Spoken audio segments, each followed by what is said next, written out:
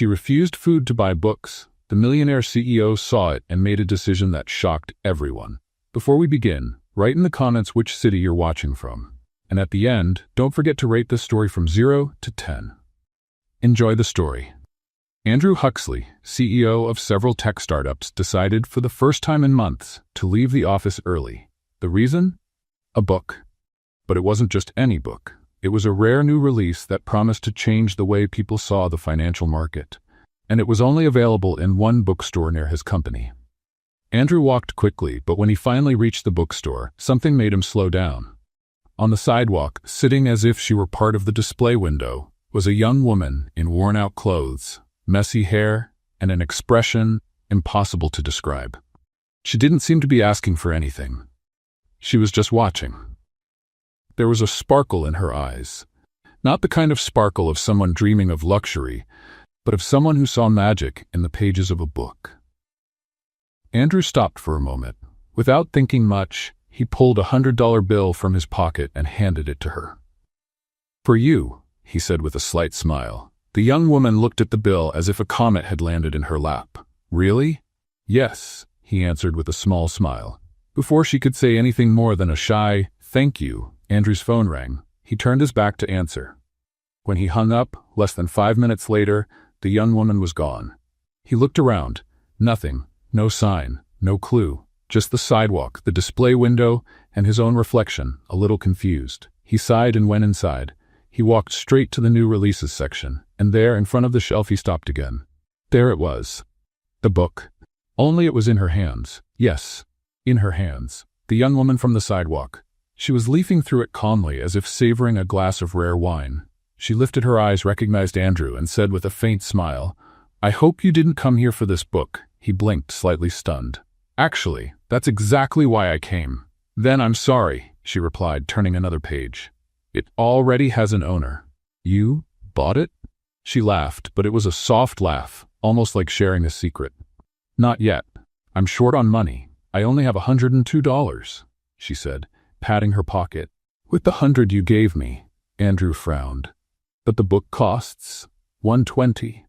"That's right," she answered, shrugging. "Maybe another day I'll be able to buy it. This isn't the first time I've come here just to look at it." Andrew stayed quiet. She spoke so naturally, as if this was just another ordinary Tuesday when you have almost everything, but not enough.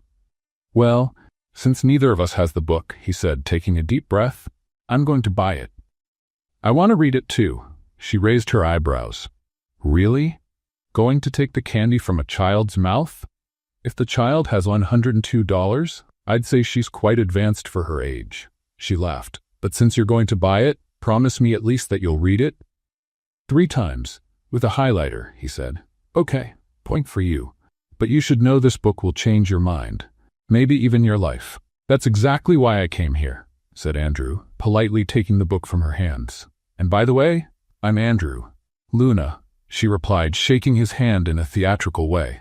"Book addict, future billionaire by intellectual merit, and master at counting pennies. Do you always introduce yourself like that?" "Only when I get $100 from a stranger who looks like a bored CEO." "I'm not bored." "Then maybe you're hiding it badly." Andrew shook his head, smiling. This conversation was completely outside the script of his daily routine, and strangely, he was enjoying it. "How about I buy you dinner to make up for the loss of the book?" Tempting. But I prefer to keep investing in knowledge. The stomach growls, but the mind is grateful. "How about coffee?" "The bookstore coffee isn't great, but at least it's hot." "Only if you promise to stop looking at me as if I were a character in a documentary." "I promise." "Then let's go." I have strong opinions about this book cover and about life in general. As they walked toward the cafe, a bookstore employee passed by with a puzzled look, as if he had just witnessed a scene from a romantic comedy between a businessman and a lost character. The bookstore cafe had that vintage charm that made anyone feel like they were in an indie movie. Andrew and Luna sat at a small table by the window while she kept examining every detail of the place as if it were a museum. "So," Andrew began, stirring sugar into his coffee, "I'm still trying to understand how someone chooses books over food." Luna took a sip of her coffee and made a face. "This coffee tastes like water with intellectual ambitions," she said, laughing. But to answer your question, food sustains the body for a few hours. Knowledge sustains the soul for a lifetime. Basic math. Basic math, Andrew repeated, shaking his head with a smile. You're one of a kind, Luna. Thank you. I try to be memorable even when I don't have a fixed address, she replied, pretending to bow while sitting down. Andrew grew thoughtful for a moment, looking at the book lying on the table between them. You know what I'm going to do? He suddenly said, pushing the book toward her. I'll lend you this book. Luna froze with the cup halfway to her lips. What do you mean? You can keep it for a week. Read it, take it all in, make notes if you like. Why are you doing this? Luna asked, frowning. You don't even really know me. For all you know, I could be a scam artist specialized in business literature. Andrew laughed loudly, drawing the attention of other customers. Well, if you are, then you're the most cultured scam artist I've ever met, he said. But seriously, it's because you also really want to read this book. And that way, after you finish, you can tell me if it's worth my time. Luna looked at the book as if it were a disguised trap. Let me get this straight. You want me to be your personal book critic? Exactly. Considering you seem to have solid opinions on everything, from bad coffee to investing in knowledge. Luna tapped her fingers on the table. And what if I don't give it back? Then I'll have to sue someone with no fixed address. It'll be interesting to explain that to my lawyer. Luna burst out laughing. Fine, I'll accept, but just so you know, I'm a tough reader. If the book is bad, I'll write such a devastating review that you'll want to burn every copy. I'm willing to take that risk. They finished their coffee talking about investment strategies, and Luna surprised Andrew by quoting authors he himself only knew by name.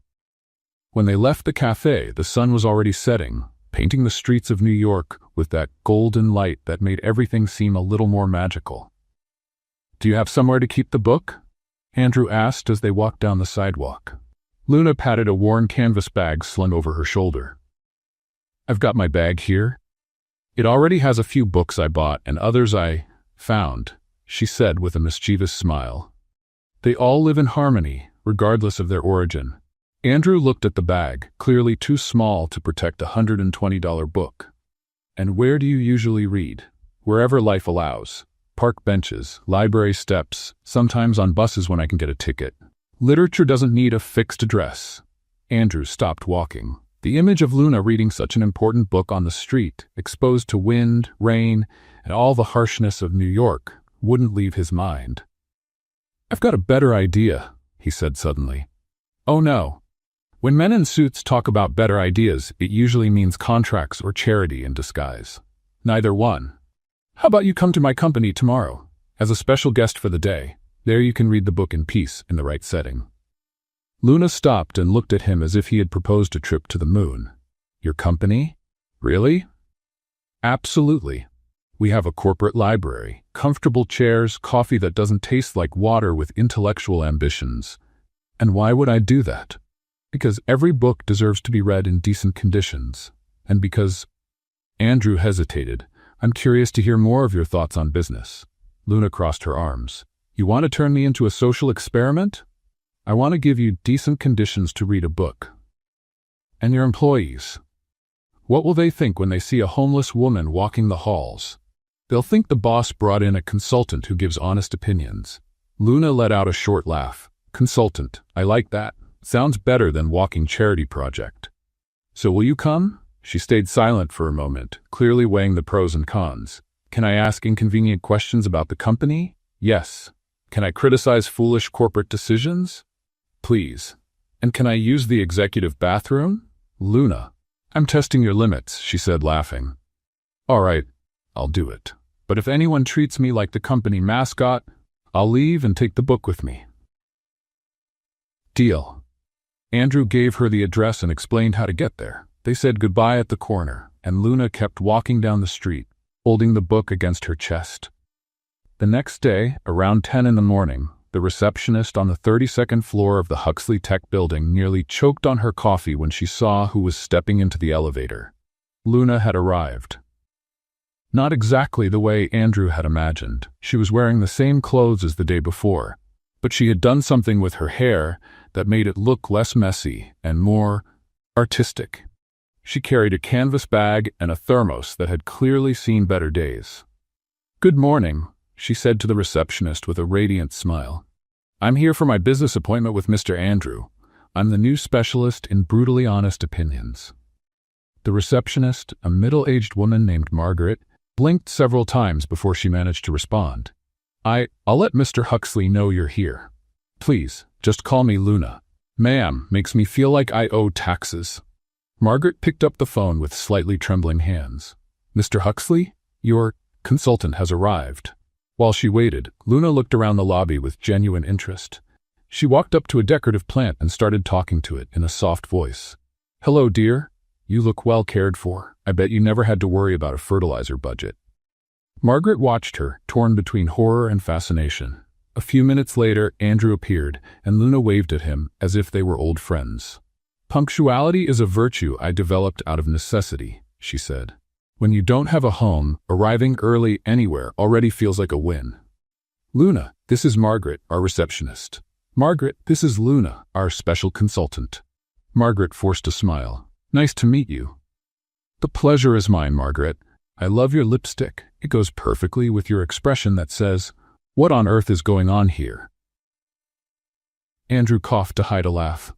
"Come on, Luna. Let me show you where you can get comfortable to read." As they walked down the hallway, employees stopped what they were doing to watch the unlikely pair. Luna greeted everyone with disarming ease. "Hi everyone, I'm Luna, consultant in alternative reality. If anyone wants unsolicited opinions about productivity, I'll be available." One of the managers, clearly confused, whispered to a colleague, "Who is she?" Luna turned toward him with a smile. "I'm someone who heard your question and didn't pretend not to. A very underrated skill in the corporate world." The manager turned red, and Andrew quickened his pace, leading Luna away from the scene. "You promised not to cause trouble," he murmured. "I promised not to be a mascot. Causing trouble is part of my basic personality," she replied, adjusting the bag on her shoulder. "Relax, Andrew. I'll read our little book and give you my honest opinion. Isn't that what you wanted?" He looked at her, hair artfully messy, confident smile, posture of someone who didn't owe explanations to anyone, and realized he was smiling too. "That's exactly it." Andrew guided Luna through hallways that looked like they belonged in a corporate design magazine. Glass walls, strategically placed plants, and that productive silence only tech offices seem to have. "This is our corporate library," he said, opening the door to a large room with floor-to-ceiling shelves and armchairs that looked more expensive than minimum wage. "Make yourself at home." Luna walked in and spun around, her eyes shining. "This is practically a temple. It even has that smell of new books mixed with expensive air conditioning. There's coffee on that table, water, some snacks. If you need anything, just ask Margaret. Margaret and I are practically best friends already. She has a very honest facial expression." Andrew laughed and left her with the book.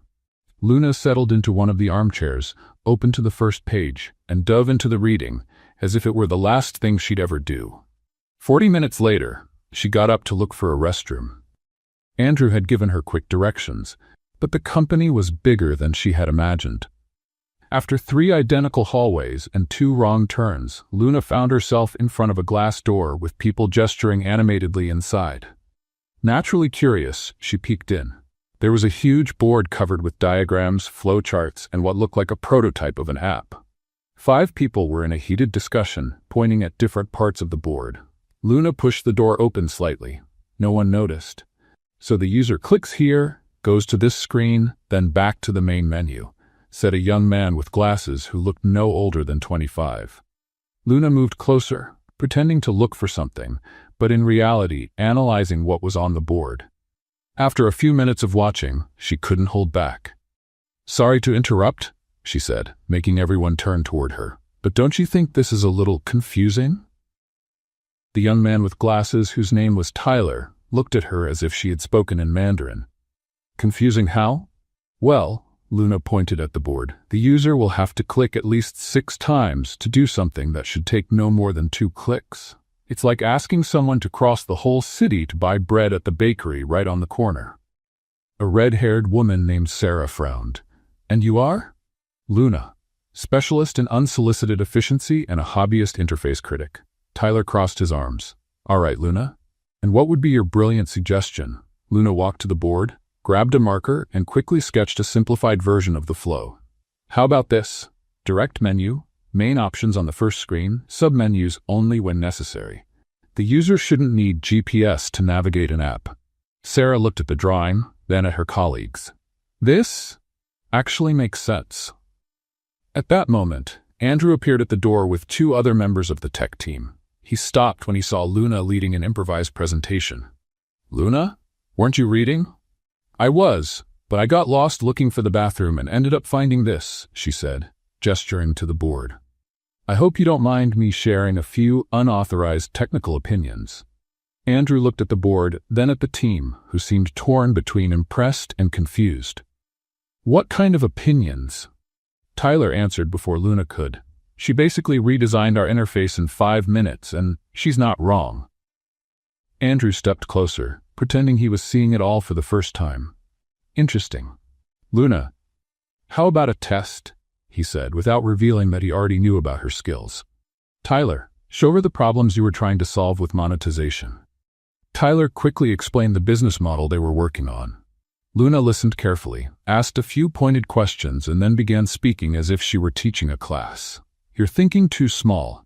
The freemium model is good, but you can add a layer of gamification to encourage users to share the app. Remember what Clay Shirky said about collective motivation? People don't use products just for the product itself, but for the social experience it brings. Sarah's eyes widened. You read Shirky? I did. I took notes, and I disagreed with at least 3 points, but his foundation on social behavior in digital platforms is solid, Luna answered naturally. By the way, if you implemented a reward system based on the digital dopamine concept that Nir Eyal developed, but added a touch of social responsibility, you could create a positive cycle. Tyler removed his glasses and cleaned them, clearly processing what he had just heard. You just quoted Eyal and suggested an engagement strategy we've been trying to build for 3 weeks. Well, Luna said with a sly smile, you took that long because you were thinking like a company. I think like a user who has tested every kind of app looking for online job opportunities. Desperation teaches a lot about intuitive design. The room went silent for a moment. Then Andrew started laughing. Not a polite meeting laugh, but a genuine laugh he hadn't had in months. Everyone, he said once he regained control, meet our new consultant in user reality. One of the developers, a young man with dark hair named Jake, raised his hand as if he were in school. Can I ask something? Where did you learn all this? From the streets, Luna replied without hesitation. Literally. When you don't have Netflix, you read. When you don't have restaurants, you study. And when you don't have a job, you analyze every app that promises opportunities as if your life depends on it. Because, well, it did. Sarah laughed. That's brutally honest. Brutal honesty is my specialty, along with movie reviews I watch from the electronics store window and food critiques of meals other people throw away. The whole room laughed, and Tyler shook his head in admiration. You know what? I'm going to start calling you the sidewalk genius. I like that, Luna said, making an exaggerated bow. It's better than consultant without a fixed address. Jake joined the fun. Does the sidewalk genius have more devastating opinions about our work? I have a list. Do you want to hear my analysis on why you use 3 different shades of blue without a consistent visual logic? Please don't, Sarah said, laughing. My ego can't take any more truth today. Andrew watched everything with an expression he couldn't quite figure out himself. Seeing Luna interact so naturally with his team, making them laugh while giving genuinely useful insights, stirred something inside him. When was the last time he had so much fun in his own office? When was the last time a meeting ended with laughter instead of boring notes? Well, he finally said, I think our sidewalk genius deserves a proper coffee after this spontaneous consultation. Only if it's not the kind that tastes like water with intellectual ambitions, Luna replied. My taste buds have already suffered enough for one lifetime. Tyler offered to show her where the good coffee machine was, and the whole team left the room chatting excitedly with Luna, who kept making funny comments about everything she saw. Andrew lingered behind for a moment, staring at the board where Luna had redrawn the app's workflow. It was simple, elegant, and worked better than anything they had come up with. He shook his head, smiling to himself. Who was this woman? The rest of the day went by like a whirlwind. Luna had turned into a sort of in-house celebrity, with employees quietly showing up to hear her opinions on everything from the office furniture arrangement to the quality of the restroom toilet paper. Seriously, she was saying to a group in the break room, who picked this paper? It feels like sandpaper pretending to be hygiene, as if someone decided basic comfort for employees was an unnecessary luxury. Laughter filled the space as Andrew walked in. Luna, can I talk to you for a minute? She waved goodbye to the group with theatrical flair. Folks, keep the toilet paper revolution going without me. I'll be back. Andrew led her to his office, where she immediately walked to the window overlooking the city. Wow, from up here New York looks like a very well-made computer game, she said. I bet you've never stopped to really admire this view. Actually, no, I stay too busy looking at spreadsheets, Andrew replied, sitting on the edge of his desk. Luna, I have a proposal for you. Oh no, when executives make proposals, my trouble radar goes off automatically. How about staying here at the company for a week, testing our products, giving feedback, being our official consultant on, well, everything? Luna turned to look at him, one eyebrow raised. A whole week? Yes, you clearly have a talent for seeing things we miss. And the team, well, they're more energized today than they've been in the last 3 months. And what exactly would my role be? Corporate clown? Motivational mascot? Real user experience consultant with daily pay, of course. Luna crossed her arms. Before I accept anything, I need to make a few things clear. First, I'm not an employee. I'm a temporary, independent collaborator. Agreed. Second, I'm not a charity case. If I do a bad job, you fire me without mercy. Deal. Third, if anyone treats me like a social project or makes condescending comments about my situation, I'll disappear faster than mall Wi-Fi. Understood. Luna paused, looking out the window again. You know what bothers me most about proposals like this? You people never ask what I want in return. Then I'm asking, what do you want? Full access to the corporate library, including the expensive books locked in that cabinet, she said, pointing to the glass case. Good coffee, and a space where I can stay without feeling like a tourist at my own workplace. Andrew smiled. I can arrange that. Actually, I can even set up a small room here in the building for you to stay during the week. A room? Here? We have a floor used for visiting executives. You can use one of the rooms. Luna looked at him as if he had offered her a mansion. Are you serious? Completely. That way you'll be close to work and, well, you'll have a safe place to stay. This is starting to sound like disguised charity, Andrew. It's not charity. It's logistics. How can you test our products properly without a proper base of operations? Luna laughed. Base of operations? You make it sound like a military mission. In a way, it is. A mission to figure out how we can improve our products. All right, I'll do it. But first, I'll go get my things. Of course. Want me to come with you? No, thanks. Some things a girl has to do on her own. Luna left to pick up her belongings, and Andrew began preparing the room on the 28th floor. It was a simple but comfortable space with a twin bed, a desk, an armchair, and a private bathroom. 2 hours later, Luna came back carrying the same old canvas bag as always. That was quick, said Andrew when he saw her in the lobby. Well, when all your belongings fit in one bag, moving is faster than express delivery. They went up to the room, and Andrew opened the door for her. So what do you think? Luna stepped inside and turned in a slow circle, taking it all in. It's bigger than any place I've slept in the last 6 months. There's even a window with a view of other buildings. Total luxury. And your things? Luna opened the bag and started taking items out. First came the books, at least 8 in various conditions. Then a toothbrush still in the package. I bought this today, she said, holding it up. Seemed like the right time for a new toothbrush to go with a new phase of life. Last, she pulled out a small pot with a plant that looked like it had seen better days. And this is Einstein, she said with maternal pride. My partner in urban adventures. Andrew looked at the wilted little plant. Does Einstein need water? Einstein needs many things, but he's tough. Like me.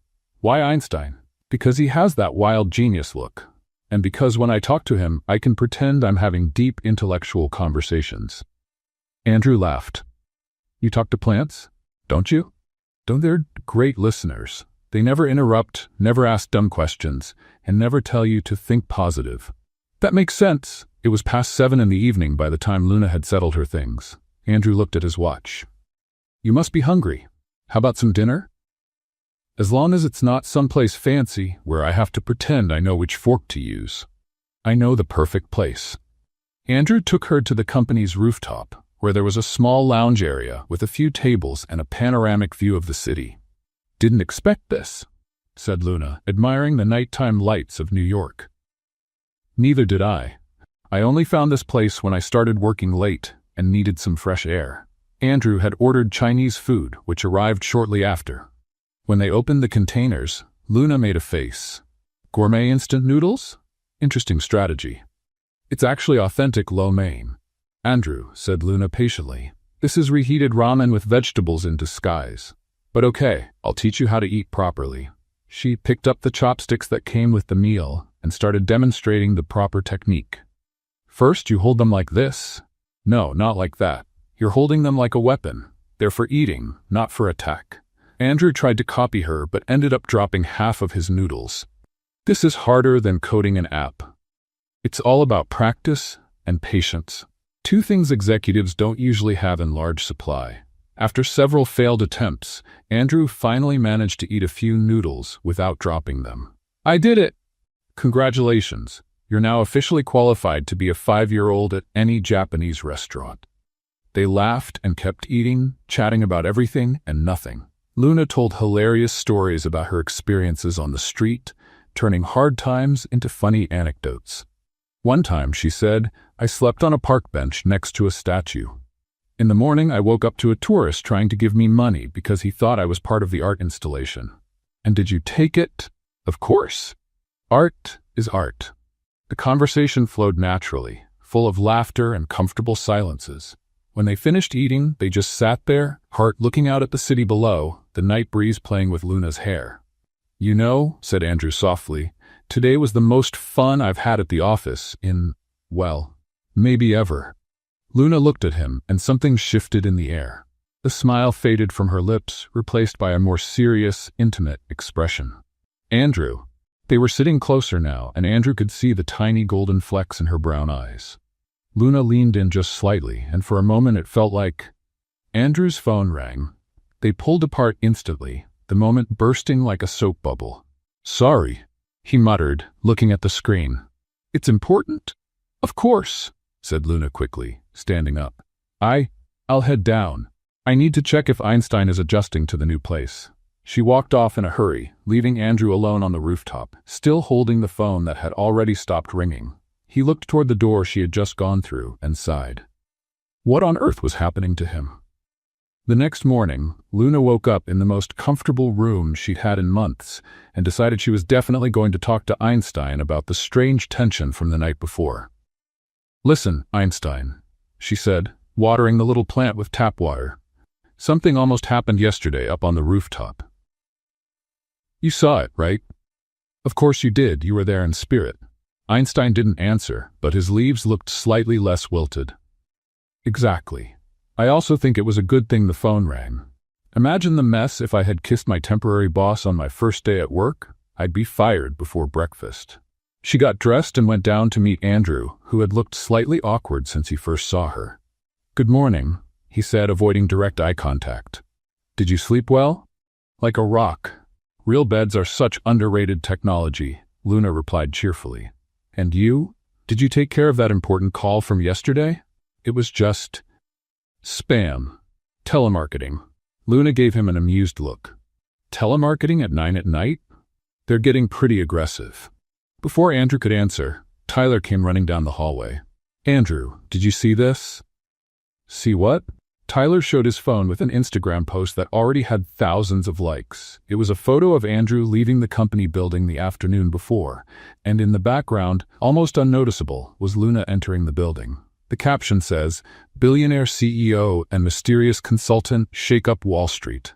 Tyler read, The comments are going crazy trying to figure out who she is. Luna leaned in to see the picture. Wow, I look photogenic even when I don't know I'm being photographed. Maybe I should consider a career as a background Instagram model. This isn't good, Andrew muttered. The press is going to start digging. Relax, said Luna. What's the worst that could happen? They find out I'm homeless and have opinions about apps? Not exactly a scandal. As if the universe had heard, Margaret rushed in. Mr. Huxley, there's a reporter downstairs asking about your new business partner. And also, a very well-dressed woman insisting she needs to come up. Andrew closed his eyes. What's her name? Vivian Blake. Luna saw Andrew's expression change completely. Who's Vivian Blake? My ex-girlfriend, he said through his teeth. Influencer, has 2 million followers and 0 patience for being ignored. Oh, said Luna with a dangerous smile. This is going to be fun. 5 minutes later, Vivian Blake stormed into the office like a blonde hurricane dressed in pink. She was exactly what Luna expected. Perfect hair, flawless makeup, clothes more expensive than a car, and that artificial confidence only money and online validation can buy. Andrew, darling, Vivian said loudly enough for the whole floor to hear. We need to talk about this embarrassing situation. Vivian, you can't just show up here. Of course I can. We're still friends, aren't we? She finally noticed Luna, who was watching with scientific interest. And you must be the assistant. Actually, said Luna, standing up, I'm the unfiltered reality consultant. It's a new position I just made up. Vivian looked her up and down with the kind of stare that usually comes before a rude comment. How interesting. And how long have you been working here? Since yesterday. But I've already gathered more insight in 24 hours than some people in years. Good for you, Vivian said with a fake smile. Andrew, can we talk in private? About this strange phase you're going through? Strange phase? Asked Luna, feigning innocent curiosity. Do you mean the phase where he hires people based on talent instead of follower count? Vivian turned to Luna, eyes flashing with barely hidden anger. Excuse me, but who are you again? Luna, and you must be the ex he mentioned. The influencer with 2 million followers and 0 tolerance for being ignored. Andrew talked about me? Just the essentials, said Luna with an innocent smile. Influencer, ex-girlfriend, dramatic entrance. You're following the script perfectly. Andrew cleared his throat, trying to cover a laugh. Vivian stepped closer to Luna with a look that promised trouble. Listen here, dear. I don't know what game you're playing, but Andrew and I have history. You're just a temporary novelty. Temporary novelty, Luna repeated thoughtfully. Interesting.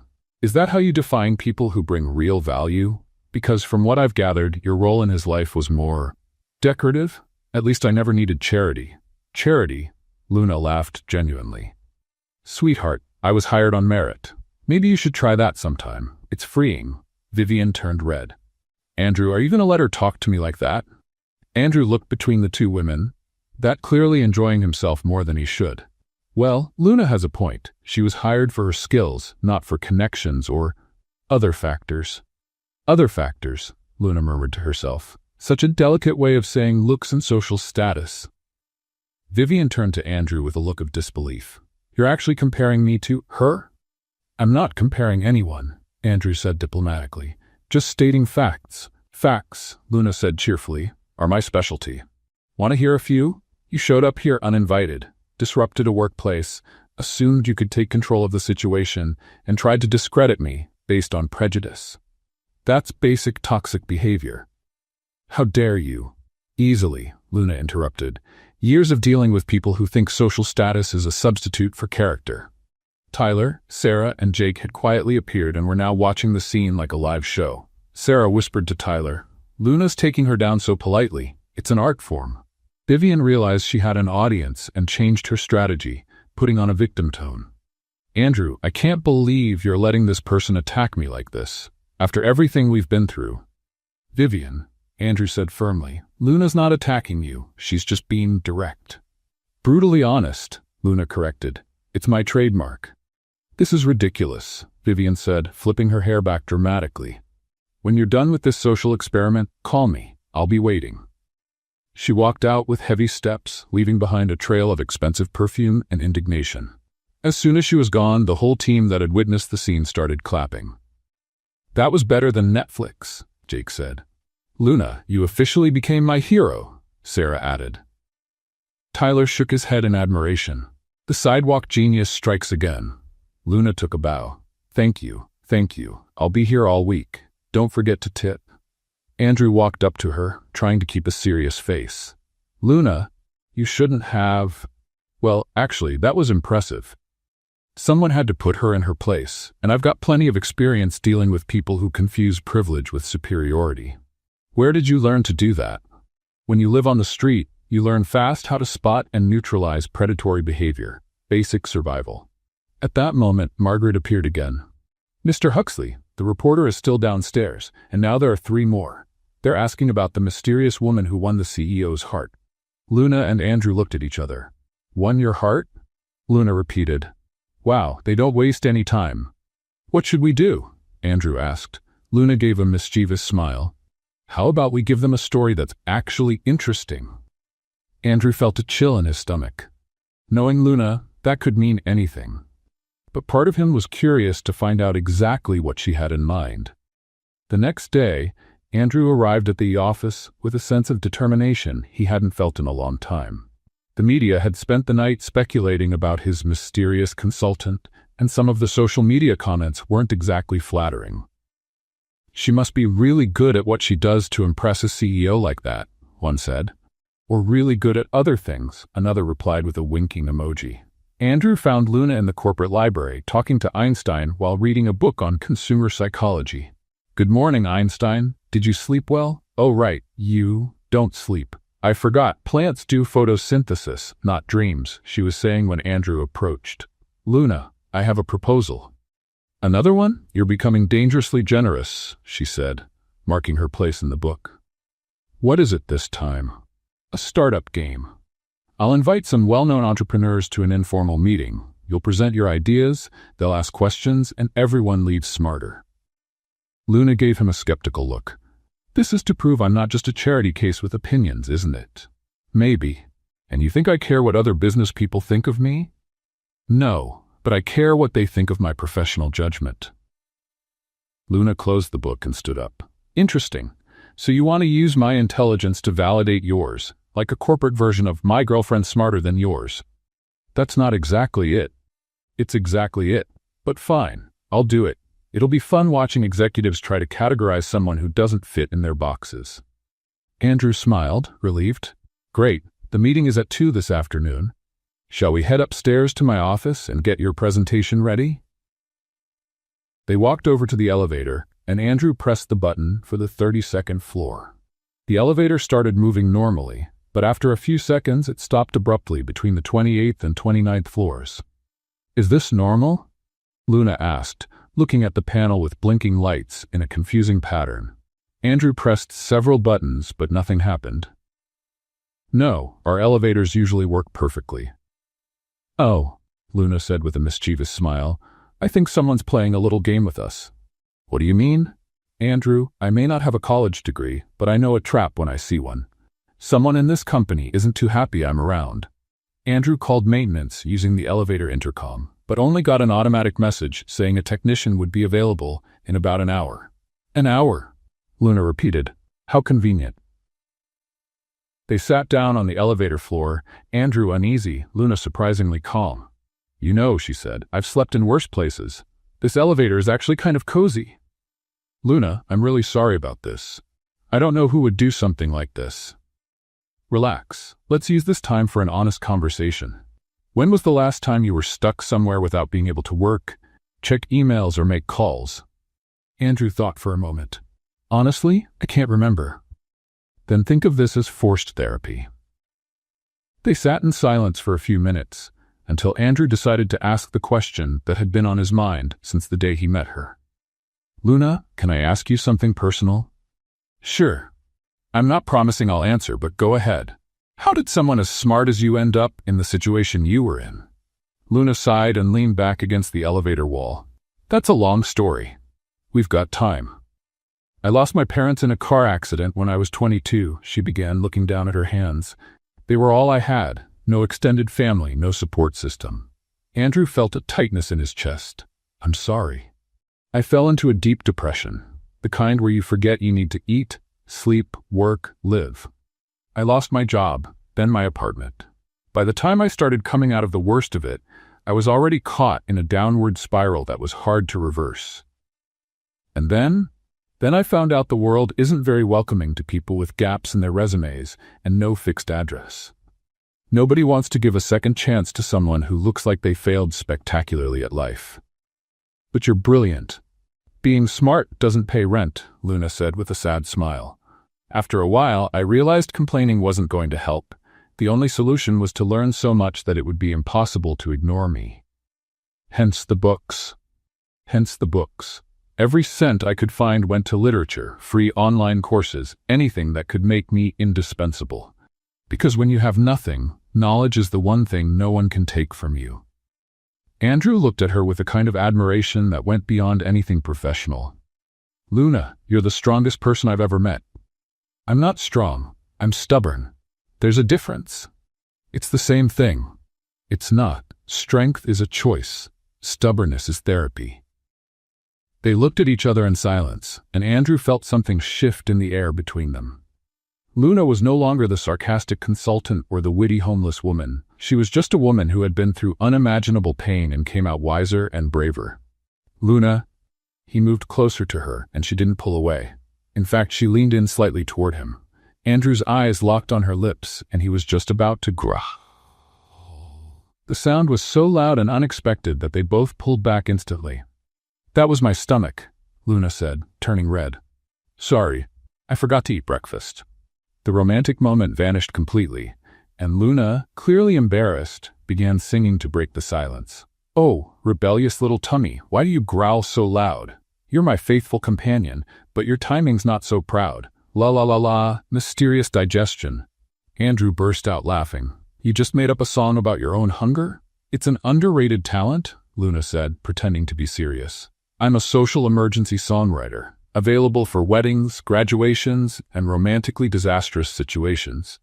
Romantically disastrous?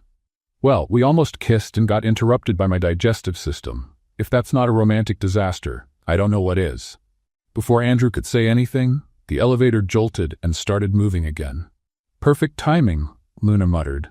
When the doors opened on the 32nd floor, they found Tyler, Sarah, and Jake pretending they were just passing by. Oh, hi, Sarah said with a very innocent smile. You two were stuck in the elevator? For an hour, Andrew said suspiciously. Wow, that's awful, said Tyler, trying to hide a smile. I hope it wasn't too uncomfortable. Luna looked at the three of them with an expression like she just figured something out. Interesting. Very interesting. What's interesting? Asked Jake, trying to sound casual. The fact that you three are standing here as if you knew exactly when we'd show up. The three glanced at each other. We didn't know. Tyler, said Luna patiently, when you lie, your left ear turns red. It's adorable, but it gives you away completely. Tyler instinctively covered his ear. It wasn't anything personal, said Sarah quickly. It's just that you two are clearly, well, you know. No, we don't, said Andrew. Clearly what? In love with each other, Jake finished, and way too slow to do anything about it. Luna and Andrew looked at each other, then at the team. So you sabotaged the elevator just to force us to be alone? Andrew asked. It was Tyler's idea, Sarah said, pointing at him. Hey, you both agreed to it. Luna burst out laughing. You're terrible and slightly brilliant, but terrible. Did it work? Tyler asked, hopeful. Luna and Andrew glanced at each other again, remembering the almost kiss and the digestive serenade that followed. Not exactly, said Andrew. But it was educational, added Luna with a mysterious smile. As they walked down the hallway, Luna whispered to Andrew, Your team is just as committed to romance as they are to technology. Is that good or bad? That depends. Are you ready for more romantic traps? Andrew looked at her, still thinking about what almost happened in the elevator. Honestly, I'm not sure I want them to stop. Luna smiled, but before she could reply, Margaret came rushing over. Mr. Huxley, the entrepreneurs have arrived for the meeting, and there are more reporters in the lobby. Showtime, said Luna, straightening her shoulders. Let's show them what a homeless woman can do with a real-life MBA. The conference room was filled with some of the biggest names in New York's startup scene. Andrew had managed to bring together 5 successful entrepreneurs, including Rebecca Chen, who had sold her edtech company for $200 million, and David Morrison, known for his sharp investments in personal finance apps. Luna walked into the room like she was heading to a picnic in the park. "Good afternoon, everyone," she said cheerfully. "I'm Luna, the consultant on unconventional life experiences. You can call me the girl Andrew found on the street who's going to try to impress you with some wild ideas." There was an awkward silence until Rebecca let out a laugh. "Well, at least she's honest." "Honesty is my only college credential," Luna replied, settling into her seat. "That and a library's worth of knowledge picked up under rough conditions." David Morrison, a man in his 50s who looked like he hadn't smiled since 2010, studied her critically. "Andrew told us you have innovative ideas for the tech market. We're curious to hear them." "Great," said Luna, getting up and walking to the whiteboard. "Has anyone here ever been broke? And I mean really broke, like not knowing where your next meal is coming from?" People exchanged glances around the room. Clearly, none of them had lived through that. Now imagine you have $50 in your pocket, but you need to choose between eating for a week or investing in something that might change your situation long-term. What would you pick? "Food, obviously," said one of the entrepreneurs. "Exactly. And that's the issue. Poverty forces short-term decisions because immediate survival always takes priority. But what if there was a way to do both at once?" Luna began drawing on the board. "Picture an app that combines 3 elements: financial education, gamification, and encouragement to read. I'd call it up-level." Rebecca leaned forward, intrigued. "How would it work?" "Simple. The user earns points by reading summaries of books about personal finance, entrepreneurship, and self-development. Those points can be traded for discounts on food, transportation, or even physical books." "And how would that be financially sustainable?" David asked, in his usual skeptical tone. "Partnerships," said Luna, writing the word on the board. "Local restaurants, bookstores, transit companies. They offer small discounts in exchange for access to an engaged, growing audience. Plus, the app gathers valuable data on the habits of a specific demographic." Andrew watched Luna as she explained her idea, wondering how she managed to make complex ideas sound so clear and obvious. "But what's the real difference?" David insisted. "There are hundreds of financial education apps." Luna smiled and turned to face him directly. "The difference is that this app was created by someone who actually had to choose between food and learning. It's not market theory based on research. It's a life solution based on real need." She kept drawing on the board, creating a flowchart that showed how the app would work. "Look, a user reads a summary on how to create a personal budget and earns 50 points. With 200 points, they get a 20% discount coupon for a meal. But here's the catch. To use the coupon, they have to take a quiz about what they learned. If they pass, they get bonus points. If they fail, they get review material. That's really smart," Rebecca admitted. "It encourages both learning and knowledge retention." "And there's more," Luna continued, clearly enjoying the presentation. "The app has a buddy system. More experienced users can mentor beginners and earn points for it. It builds a support community." One of the entrepreneurs named Steve raised his hand. "And how would you make money beyond the partnerships?" "A premium version with access to full courses, not just summaries. Personalized financial coaching powered by AI. And here's the brilliant part. Companies can sponsor educational content as a way to recruit responsibly." "Responsible recruiting?" Andrew asked.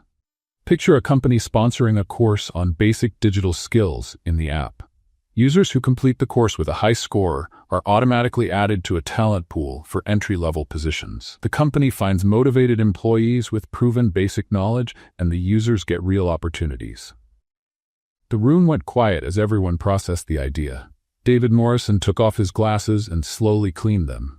"In 20 years of investing in startups, I've rarely seen a proposal that addresses a real problem in such an elegant way." "Elegant," Luna repeated. "I like that word.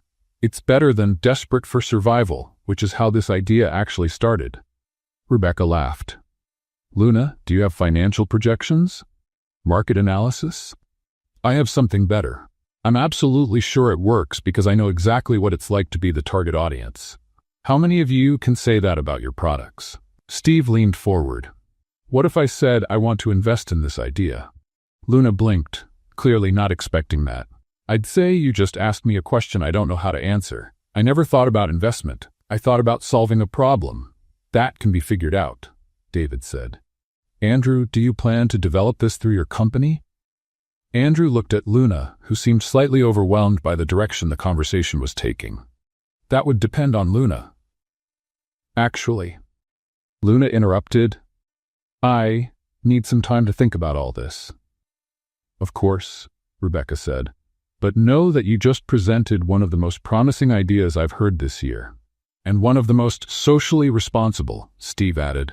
After another half-hour discussing technical details and implementation possibilities, the meeting ended with business cards being handed to Luna and promises of future conversations.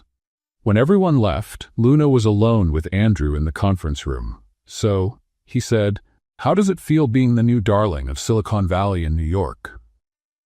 Luna was looking out the window, a strange expression on her face. Scared, she said honestly. For a long time, this idea was just mine, something I thought about when I couldn't sleep. Now suddenly, people are talking about investments and implementation and you might actually change lives for people who are in the place you once were. Yeah, that's what's scary. Andrew stepped closer to her. Luna, you know you don't have to do anything you don't want to, right? This is your idea, your decision. She turned to look at him. Andrew, can I ask you something? Of course. Why did you do all this? Why did you bring me here, give me this opportunity? And don't give me some corporate handbook answer about recognizing talent. Andrew hesitated, searching for the right words. Because you reminded me that there's life beyond spreadsheets and reports. Because you ask questions I should be asking. And because, he paused. Because when I'm with you, I laugh like I haven't in years. Luna smiled, but it was a sad smile. Andrew, you're an incredible person. Generous, smart, funny when you're not trying too hard to be professional. Why do I feel like there's a but coming? Because there is, but I need to figure out who I am when I'm not just surviving. I need to know if I can build something on my own before anything else. Andrew felt his heart tighten. Are you saying you're leaving? I'm saying I've learned what I needed to. Thank you for everything, but it's time for me to move on. Luna. Andrew, this isn't about you. It's about me needing to prove I can succeed on my own. Do you understand? He nodded, even if he didn't want to understand. That night, after Luna had gone up to her room, Andrew found the book he had lent her sitting on his desk, with a note marking the final page. Andrew, thank you for lending me this book, and so much more than that. You've shown me there are still good people in the world. Now I need to find out what kind of good person I can be. Luna P.S. The book really is revolutionary. You should read it. Andrew held the note for a long time, wondering if he had just lost the best thing that had ever happened to him. He woke up the next morning with the feeling that something important was missing. The room where Luna had stayed was empty, with the sheets neatly folded and a small note stuck to the mirror. Thank you for your hospitality. Einstein and I are grateful. L. He spent the morning trying to focus on work, but every time he passed the corporate library or the room where Luna had given her impromptu presentation, he felt a strange emptiness. Tyler showed up in his office around noon. Boss, where's our sidewalk genius? She left, Andrew said, trying to sound casual. What do you mean she left? She'll be back tomorrow? No, she decided to move on. Tyler sat down in the chair across from Andrew's desk. You let her leave? Just like that? It wasn't exactly like that. Andrew, that woman is a phenomenon. In 3 days, she changed the way we think about products, made the team happier than I've ever seen them, and pitched an idea that had experienced investors drooling. And you let her go? Tyler, it's complicated. No, it's not. You're in love with her. She clearly likes you. You work well together, and you let her walk away because you're afraid of what? Being happy? Andrew looked at Tyler, surprised by his bluntness. She said she needed to find out who she is on her own. And you believe that? It's not a lie. I understand her need for independence. Andrew, with all due respect, you're an idiot. Thanks for the support, Tyler. You're welcome. Now go after her. Andrew spent the rest of the day trying to work, but it was no use. Around 5 in the afternoon, he decided Tyler was right. He started looking for Luna in the obvious places. First, he went to the bookstore where they had met. The same employee who had seen them talking said she hadn't seen Luna there. Next, he went to NGOs that supported the homeless. At the third one he visited, a volunteer remembered her. "Oh, Luna, she came by last night, said she wanted to do volunteer work, help people improve their resumes. But she didn't stay overnight, said she had other accommodation plans." Andrew visited public libraries, parks, even some shelters. At every place, he found people who remembered her, always with warmth, always with smiles.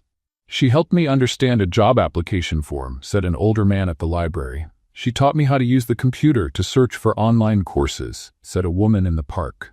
It was as if Luna was leaving a trail of small kindnesses wherever she went.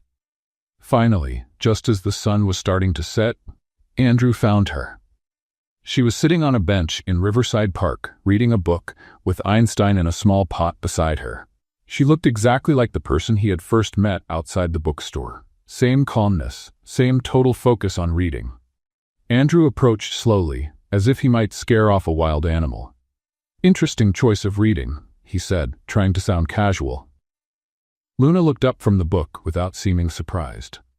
"How to Win Friends and Influence People" by Dale Carnegie.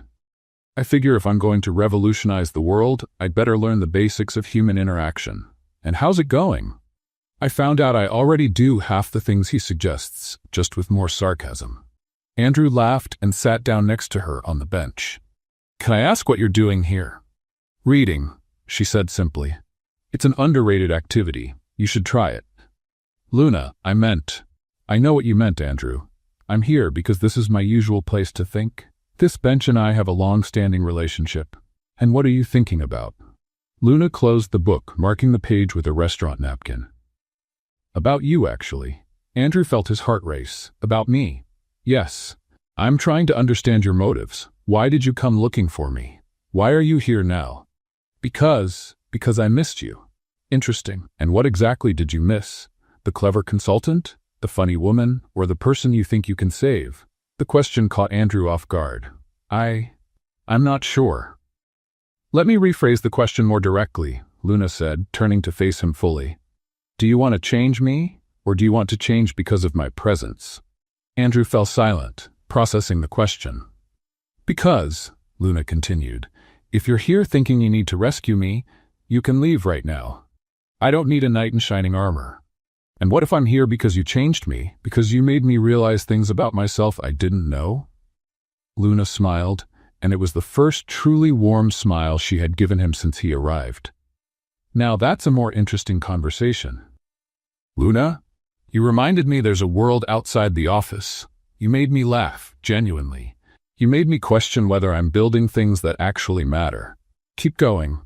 You made me realize that intelligence has nothing to do with a degree or a dress, and that courage isn't doing things when you have everything, it's doing things when you have nothing." Luna nodded slowly. "Better, much better." "So, what do I have to do to get you to come back?" "Who said I want to come back?" Andrew felt his stomach sink. "You don't," Luna laughed. "Relax, Andrew. Of course I do, but not as an employee, a guest, or a charity case." "As what then?" "As a partner." "A partner?" "A business partner. 50% of the company that will develop up-level. Shared decisions, shared profits, shared responsibilities." Andrew looked at her, taking in the proposal. "Luna, that's a very serious proposal." "I'm a very serious person, when necessary. But you don't have experience managing a business, and you don't have experience being poor and still having hope. I think our inexperience balances each other out," Andrew laughed. "You're proposing a partnership based on complementary incompetence?" "I'm proposing a partnership based on complementary perspectives. You know how to make money. I know what it's like to need it desperately. You understand the market. I understand necessity. You have connections. I have credibility with the target audience. And what if it doesn't work? Then we learn something new and try again. Or would you rather spend the rest of your life wondering what if?" Andrew looked at her, hair tousled by the wind, eyes shining with determination, Einstein gently swaying in his pot beside her, and realized there really wasn't a choice. All right, he said, but I have one condition. What is it? High salary, decent housing, and performance-based bonuses. Andrew, I just proposed a partnership. That was before you agreed to be my partner. Now that you've accepted, I want to make sure you're being treated properly. Luna looked at him with an expression he couldn't quite read. Are you serious? Completely. Even if it means sharing control of the company? Especially because of that. Luna was quiet for a long moment, gazing at the river. All right, she finally said. I accept your conditions, but I also have a surprising one of my own. What is it? Luna smiled mischievously. I want Einstein to have his own office. Andrew blinked. His own office? With a nameplate on the door and everything. Einstein, consultant in photosynthesis and philosophy. Andrew started to laugh. Luna, you're teasing me. Maybe, or maybe I'm testing how flexible you really are as a partner. And what if I say yes? Then I'll know I chose the right partner. Andrew held out his hand. Welcome back, partner. Luna shook his hand. Thank you, partner. Now let's go home and discuss our plans for responsible world domination. Home? Your company, our place. They got up from the bench, Luna picked up Einstein, and they walked together toward the subway. Andrew? Yes? Is Einstein really going to get his own office? Luna, at this point, I'd give an office to anything you ask for. Careful with promises like that, I might hold you to it. Andrew smiled, realizing his life had completely changed in the span of a week. And for the first time in years, he had no idea what would happen next. It was terrifying. It was perfect. The next morning, Andrew arrived at the office earlier than usual, still thinking about the conversation from the night before. He had spent half the night awake, thinking about what it meant to have Luna as an official partner. The other half he had spent smiling like a teenager in love. Margaret greeted him with her usual efficiency. Good morning, Mr. Huxley.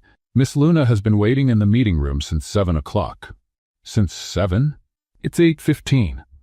She said she had important documents to review and needed strong coffee for high-level negotiations. Andrew found Luna in the meeting room, surrounded by handwritten papers, a steaming cup of coffee, and Einstein strategically placed on the table like a silent consultant. Good morning, partner, Andrew said, trying to sound professional. Good morning, business associate, Luna replied without looking up from the papers. Sit down. We need to go over the terms of our partnership before you change your mind or I start to panic. You're panicking? On the inside, yes. On the outside, I'm the picture of corporate confidence. Einstein taught me that technique. Andrew sat down and looked at the papers spread across the table. All of them were covered in Luna's surprisingly neat handwriting. You spent the whole night writing this?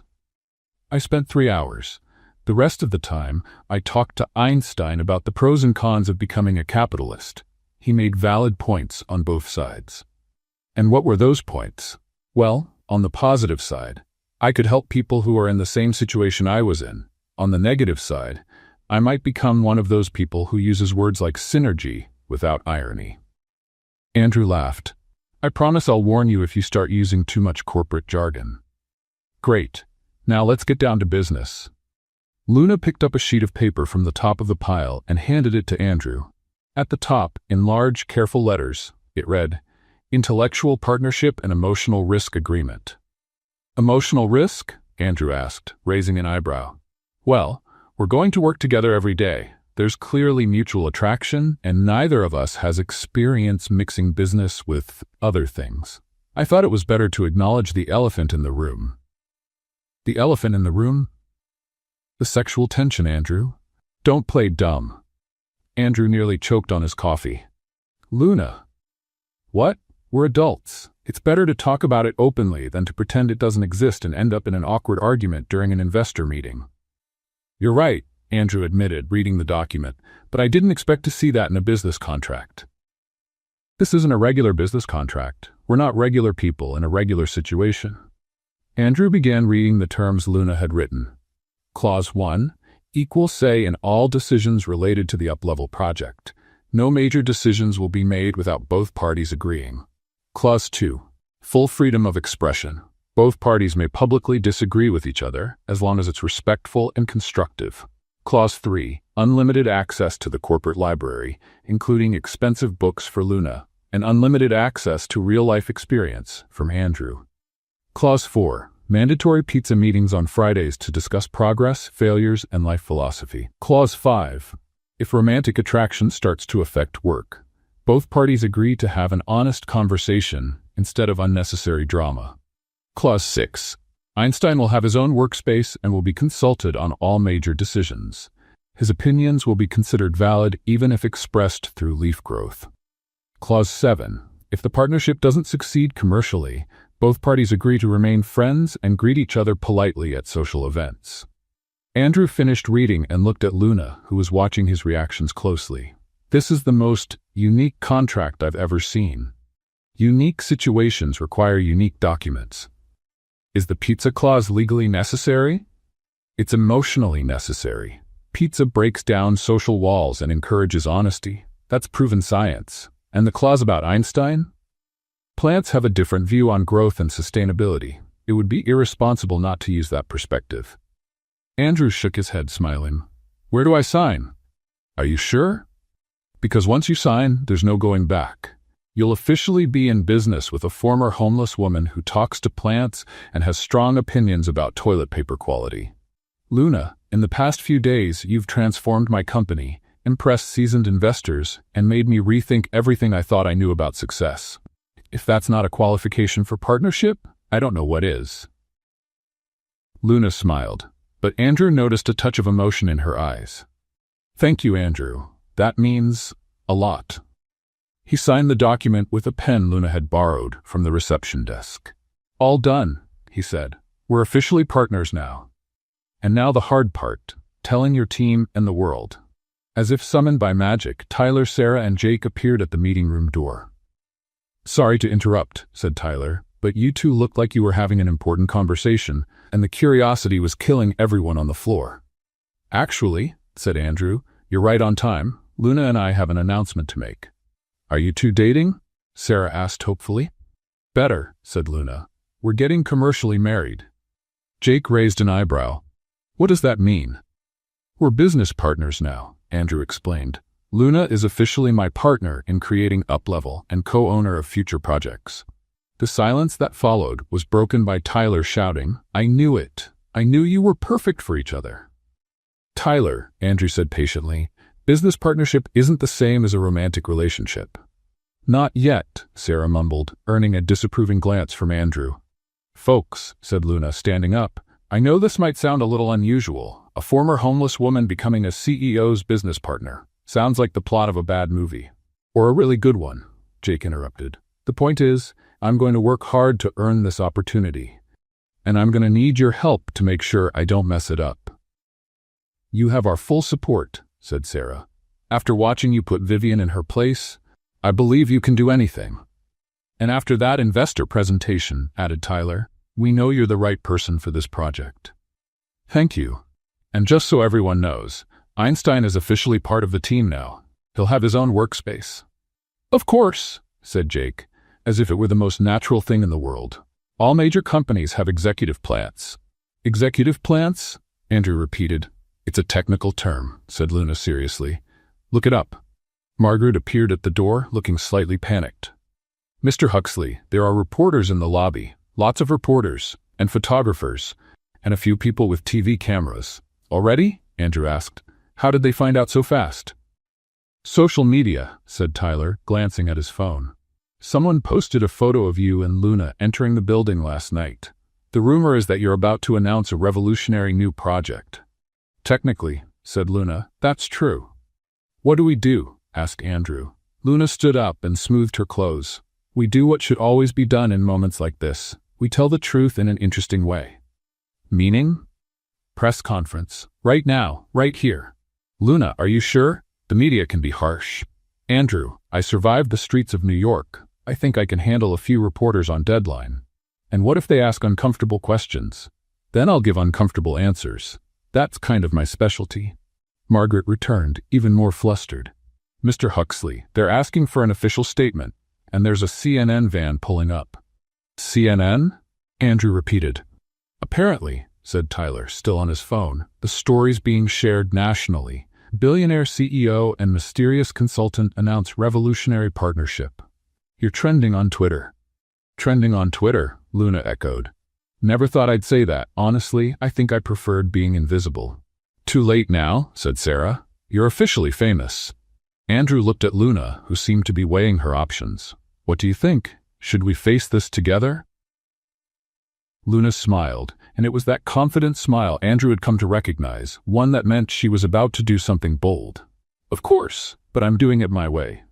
What way is that? The honest way. I'm going to tell them exactly who I am, where I came from, and what we're planning. No filters, no marketing polish, no pretending to be more acceptable than I am. Luna, that could be risky for our image. Andrew, she interrupted, our strength is in being real. If we start off by lying to the press, how can we expect people to trust us later? Andrew looked at her and knew she was right. As always. All right, we'll do this together. Your way. Our way, Luna corrected him. We're partners now, remember? How could I forget? Margaret cleared her throat gently. Mr. Huxley, they're getting impatient. Tell them we'll be in the lobby in 5 minutes, Andrew said. After Margaret left, Luna turned to the team. Everyone, get ready. In a few minutes, our little company will be in the national spotlight. We're ready, said Tyler. And if we're not, added Jake, at least it'll be interesting. Luna picked up Einstein and settled him on her arm. Did you hear that, Einstein? We're going to be famous. Hope you're ready for interviews. Einstein, of course, didn't answer, but his leaves seemed to flutter gently in the air-conditioning breeze. He says he's nervous but confident, Luna translated. Andrew shook his head, smiling. How did this become my life? You complaining? Luna asked. Andrew looked at her, slightly messy hair, simple clothes, plant in her arms, a determined smile, and realized there was no place in the world he'd rather be. Not at all. Then let's make history. They headed for the elevator, and as they went down, Andrew had the strange feeling that their lives were about to change forever. Again. 3 months had passed since the press conference that turned Andrew and Luna into a national sensation. Uplevel had gone from an idea to reality, with a beta version being tested in 5 shelters across New York. The results were better than anyone had imagined. The annual Huxley Tech event was scheduled to take place at the Grand Ballroom of the Plaza Hotel, and for the first time in the company's history, the tickets were sold out. The press, investors, employees, and even celebrities wanted to see in person the duo that was revolutionizing how technology addressed social issues. Luna spent the morning of the event in complete panic. Einstein, she said, pacing around the office she now shared with Andrew. I don't know if I can do this. Stage, lights, hundreds of people staring at me. What if I say something stupid? What if I trip? What if my stomach growls during the speech? Einstein, who now had his own desk with a little sign that read, Sustainability Consultant, gently swayed his leaves in the breeze from the air conditioning. You're right, Luna continued. Worrying too much doesn't help. But it's also easy to say that when you're a plant and don't have to wear high heels. Andrew walked into the office carrying an elegant shopping bag. How's our keynote speaker doing? Considering faking food poisoning and hiding under the table, Luna replied honestly. Sarah found a dress for you. She said you two are about the same size. Luna looked at the bag with suspicion. Is it too glamorous? It's elegant but simple. Sarah said she picked it with your personality in mind. Luna opened the bag and pulled out a navy blue dress with a classic cut, sophisticated without being over the top. It's not horrible, she admitted. Actually, it's pretty. You're gonna look beautiful. Andrew, can I ask you something? Of course. Why is this event so important to you? Isn't it just a fancy corporate party? Andrew sat on the edge of the desk, thoughtful. Because it's the first time I'm presenting something that really matters. For years, these events were about numbers, growth, market trends. Today it's about people. It's about showing that technology can be a tool for real social change. And what if I mess it up? Luna, you've already changed dozens of lives through Uplevel. You've turned my company into something with purpose. There's no way you could mess anything up. But what if? What if you're just yourself? Smart, funny, honest, and inspiring? Because that's what people will see, Luna sighed. Okay, but if I faint on stage, promise me you'll make up a better story than nerves? I promise I'll say it was a dramatic demonstration of how emotion can overpower logic. I like that. I might use it. That night, the Plaza Hotel was transformed. Golden lights, elegant flowers, and a sense of anticipation filled the air as soon as you stepped into the lobby. Luna arrived at the event with Andrew, and even with the borrowed dress and shoes she swore were disguised torture devices, she looked stunning. "Breathe," Andrew whispered as they entered the grand hall. "I am breathing. It might not look like it, but I am." The evening began with a cocktail hour, and Luna quickly found herself surrounded by people wanting to meet her. She handled each interaction with her usual honesty, which only made everyone more impressed. "So you really lived on the street?" asked an investor named Patricia. "For 8 months. I wouldn't recommend it as a vacation experience, but it teaches you a lot about priorities and limited resources." "And how did the idea for Uplevel come about?"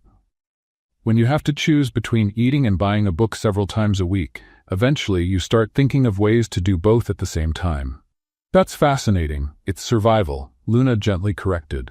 "But I'm glad it turned into something useful for other people." Tyler approached the group. "Luna, Andrew's calling. It's time for your speech." Luna felt her stomach flip. "Already? I thought we had more cocktail time." "You've got this," said Patricia, touching her arm. "Everyone here is rooting for you." Luna walked up to the stage with legs that felt like jelly. The room fell silent, hundreds of faces looking at her with expectation. The stage lights were brighter than she had imagined, and for a moment she seriously considered running away. Then she saw Andrew in the front row, smiling at her with encouragement, and she remembered why she was there. "Good evening," she began, her voice sounding steadier than she felt. "My name is Luna, and until a few months ago, most of you would probably have crossed the street to avoid talking to me." Soft laughter echoed through the room. "Not out of cruelty," she continued, "but because I was invisible. One of the thousands of people you see every day but don't really see.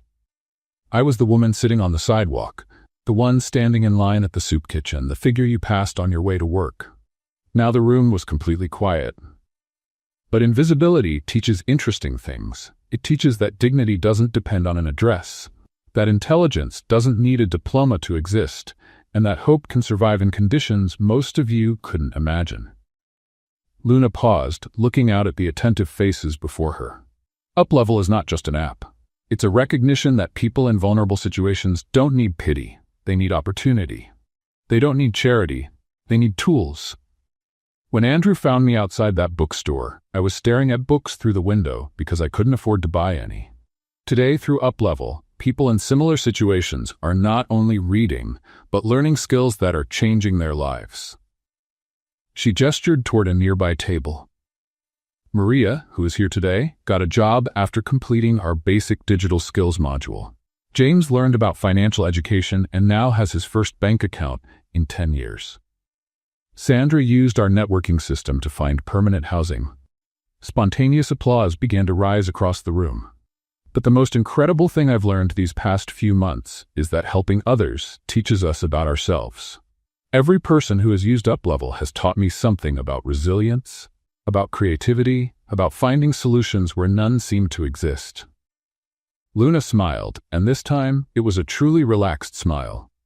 You know what the difference is between someone without a home and a CEO? Sometimes just a string of circumstances. And if circumstances can take everything from someone, they can also give it all back. Our job is to build bridges between those realities. Uplevel is our first bridge, but it won't be the last. Because I've learned that when you give someone the tools to change their life, they don't just transform themselves, they transform everyone around them. The audience erupted in long, loud applause. Luna saw people wiping their eyes, others standing and clapping.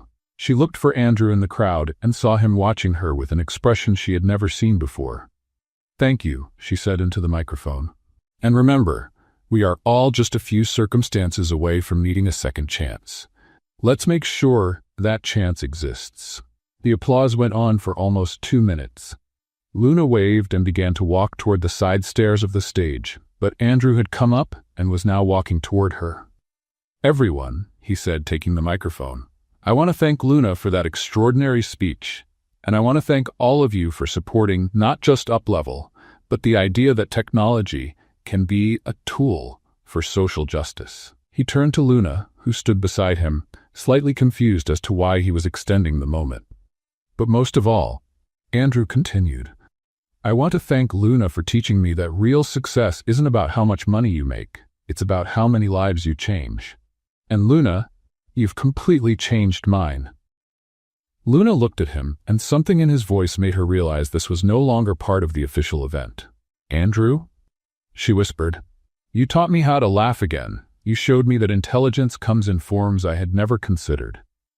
You showed me that courage is continuing to try when you have nothing to lose, and that generosity is helping others even when you need help yourself. The room was completely silent, everyone realizing they were witnessing something personal. And you showed me that I've been in love with you since the moment you told me bookstore coffee tastes like water with intellectual ambitions. Luna felt her heart stop. Andrew, are you saying this in front of 500 people? Yes, because I want everyone to know that you're not just my business partner. You are the most amazing person I've ever met, and I love you. Before Luna had time to fully process what was happening, Andrew leaned in and kissed her. The room erupted. Applause, cheers, whistles. Camera flashes went off from every direction. Luna was stunned for a moment, but then she kissed him back, forgetting completely where they were. When they finally pulled apart, the first thing Luna said was, Did you plan this? The kiss?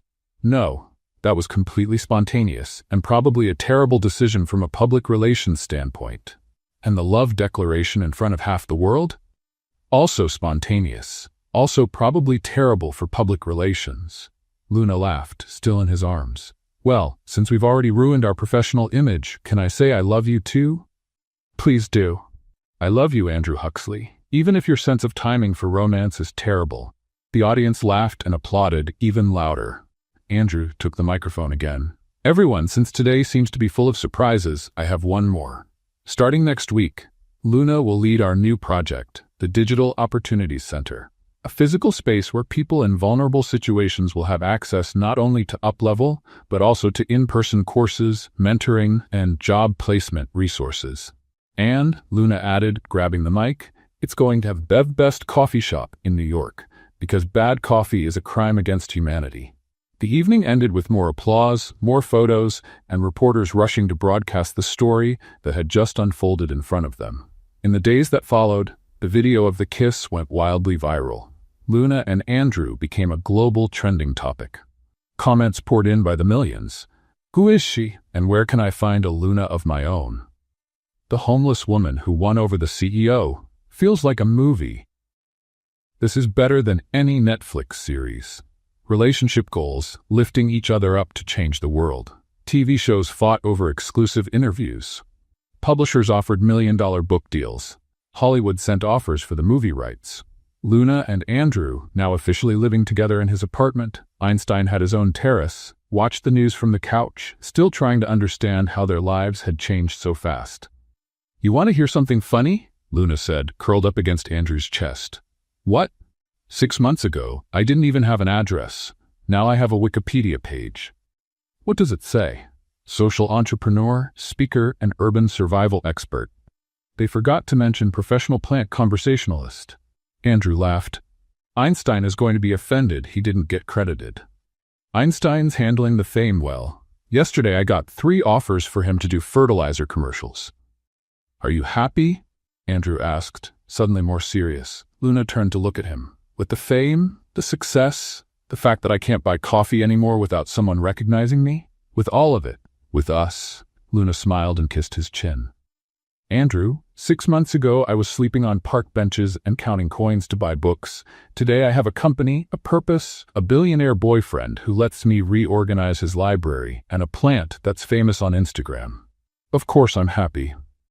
Even though everything changed so quickly, especially because it changed so quickly, it reminds me that life can surprise you at any moment, and that sometimes the best things show up when you least expect them. Like love?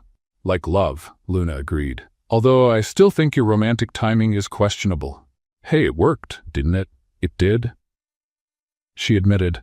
But next time, give me a little warning before kissing me in front of the whole world. Next time, Luna laughed. Okay, maybe not. Spontaneity has its charm. They sat in silence for a moment, watching their own faces on TV, still trying to believe that the people on the screen were really them. Luna? Yes? Thank you. For what? For showing me that life can be an adventure, not just a routine. And thank you for showing me that dreams can come true, even when you forgot you were still allowed to dream. Andrew held her close and kissed her. 6 months after the event that turned Luna and Andrew into a national sensation, they were sitting at a cafe in Paris, reviewing the final details of the book Luna had just written. The table was covered with papers, a laptop, 2 cups of coffee that had gone cold, and Einstein, who now traveled the world as an international sustainability consultant. "Are you sure about the title?" Andrew asked, looking at the printed cover. "How I Traded Food for Wisdom and Got a CEO as a Bonus" sounds a bit irreverent for a serious publisher. "Andrew, irreverence is my trademark," Luna replied, making notes in the margin of a page. "Besides, polite titles don't sell, and we need to sell to fund the next projects. It's just that bonus CEO makes me sound like a prize in a cereal box. Would you prefer CEO on special offer?" "Luna, relax," she said, laughing. "The publisher loved the title, said it's exactly the kind of humor that will make the book stand out in the self-help section." They were in Paris as part of a world tour to visit social projects similar to Up-Level. In the past few months, they had visited programs in London, Berlin, Tokyo, and now Paris. Each city taught them something new about how technology could be used for social inclusion. "Remember the community library we visited yesterday?" Luna said, flipping through her notes.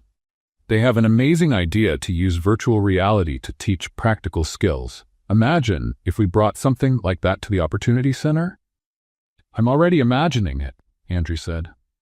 "You come up with a new idea every 2 hours. Soon we'll need another building just to keep up with your projects."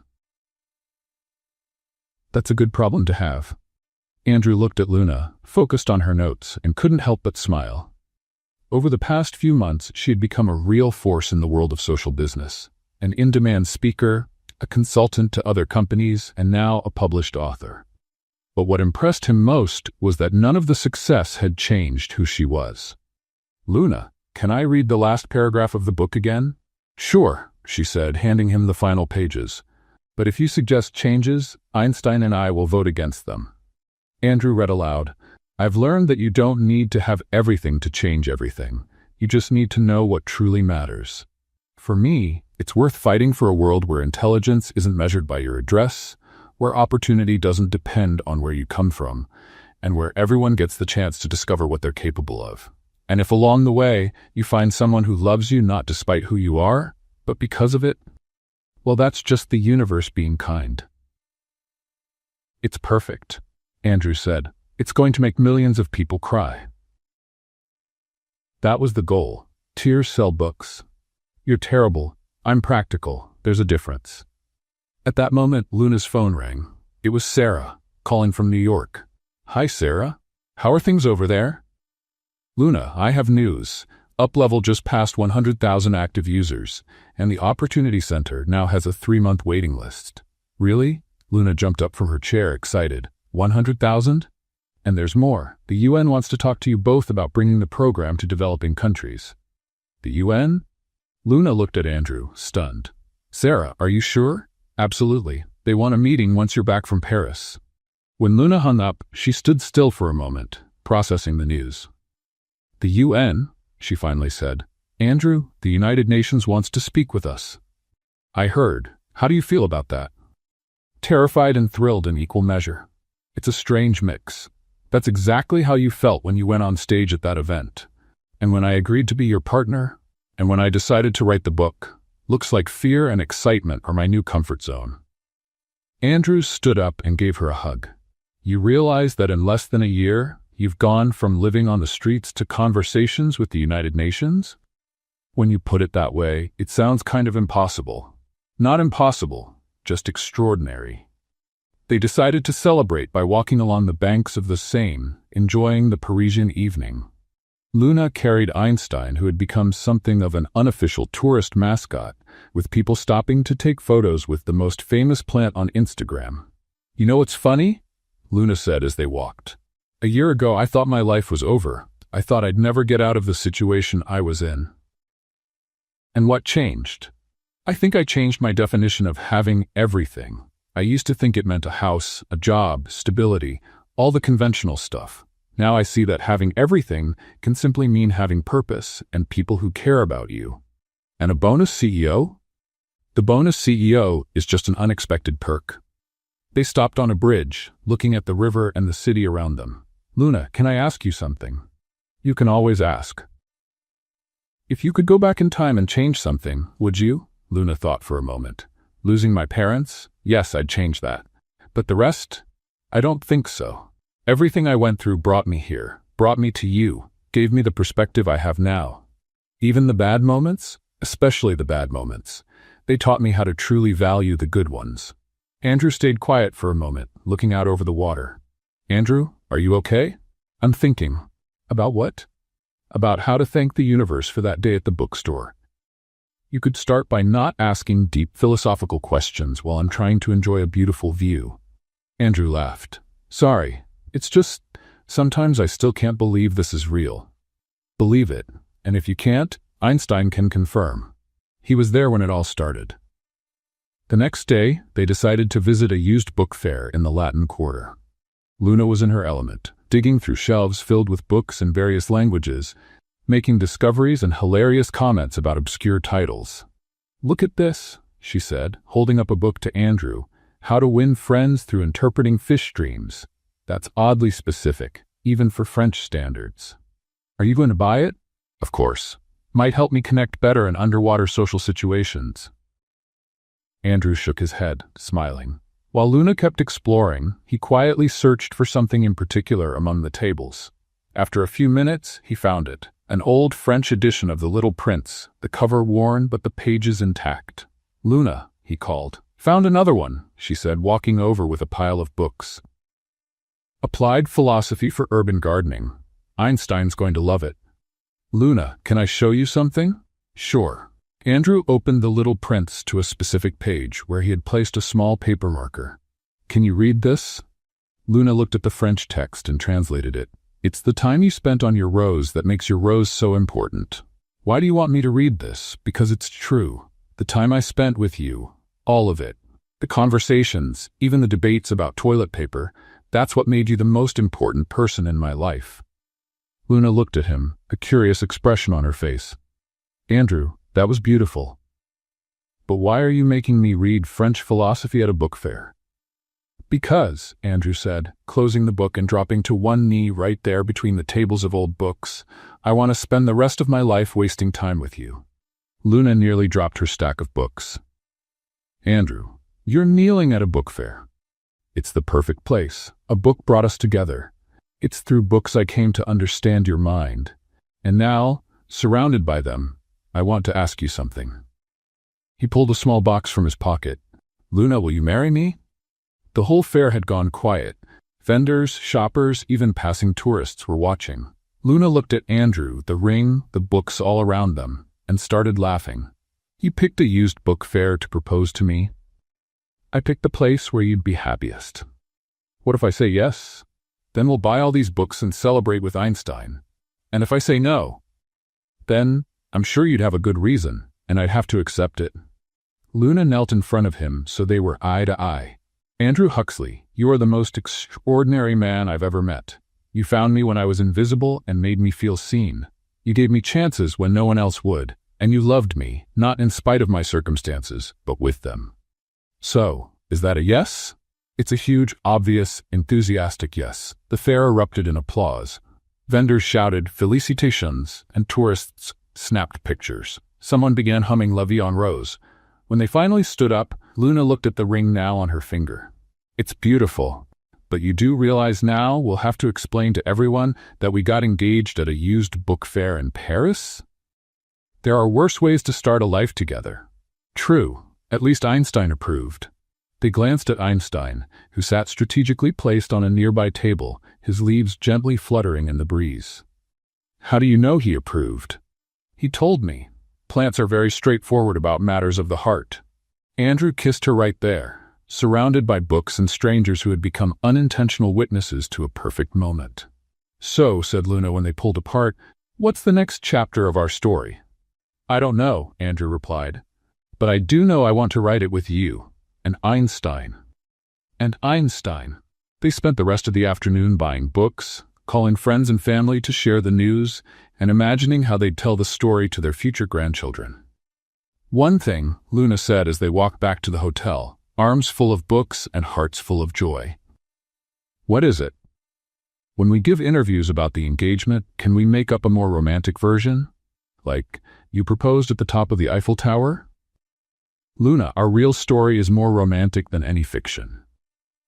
"You're right, and funnier, and a lot more honest." "Exactly," Luna said, intertwining her fingers with his. "And honesty, my dear fiancé, is truly the only thing that matters."